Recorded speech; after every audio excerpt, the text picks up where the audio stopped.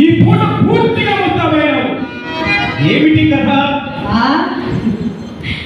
క్రొత్త బేరం తగలది తెలిసినదా? వచ్చినదా కోపము? ఎంత ముగ్గు పట్టలు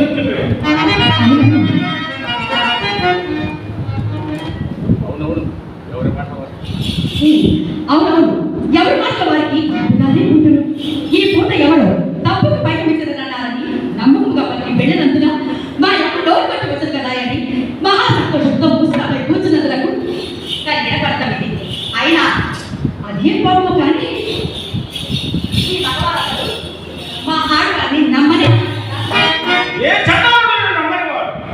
నిన్ను నమ్మని వాడు నిర్మూలమైపోవు. ఏదో ఆచరణకు హద్దులుండవాలి. పొరపాటు కానీ సుబ్బారావు ఎందుకు వచ్చినాడు? ఆ విషయం నీకేమో చెప్పారు? నేను చూసినాను. వీధి వచ్చంతో మీ అమ్మ గడ్డ కలిసి వస్తున్నాడు. వచ్చేసరికి అతన్ని చూసి నేను, నన్ను చూసి అతను తెల్లబోయినాను. అంతటా అతనికి అనుమానం కలుగుకుండా ఓడియమలాడుతూ కొంత దూరం వెంట వెళ్ళి వచ్చినాను. ఎద్దులు తెలియని అతన్ని అడగకపోతున్నా? అడిగినాను. మేము కావాల్సి వచ్చినానని చెప్పినాను.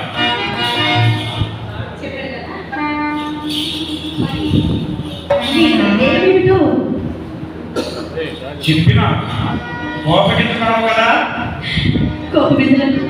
నా ఏమైనా పాపం ఉంటుంది కదా? ఇది మాట ఇప్పుడు చెప్పేది. వచ్చిన వాడు విచ్చలవిడిగా వీధి కుటుంబంలో పోక అదరుచు బెదరుచు పెరటి కుటుంబంలో పోవటయ్యా. ఒక చెట్టుకున్నావు ఆసక్తి కూడా నేనే చెప్పాను. ఆలపించండి. వేల గురించి మాట్లాడటమే మా అమ్మ అతన్ని వేల మీదకి తీసుకురావాలి. కీర్తికి వచ్చిన వాడికి మర్యాద చేయడం ధర్మం కనుక కూర్చుండమని కుర్చీ పెట్టి తాము కూడా లేక అతను వచ్చిన పని విడిచిపెట్టి అతను ఏం చేశాడు తెలుసా? ఏం చేసినా ఏం చేశాడు తెలుసా? అది అందుకు నాకు చికాకు వచ్చి చప్పుడు వేళ దిగి చక్కగా పోయింది.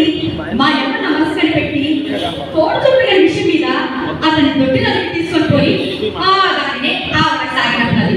నమ్ముడు నమ్మకపోడు నచ్చిన సంగతి ఇది.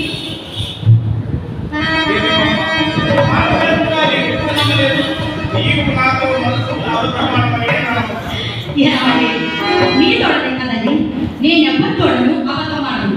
చింతామణి ఈ కుటుంబంలో పుట్టవలసింది కాదు అని చిన్నలు పెద్దలు నన్ను శ్లాఘించటప్పుడు ఇది ఏ కాదు.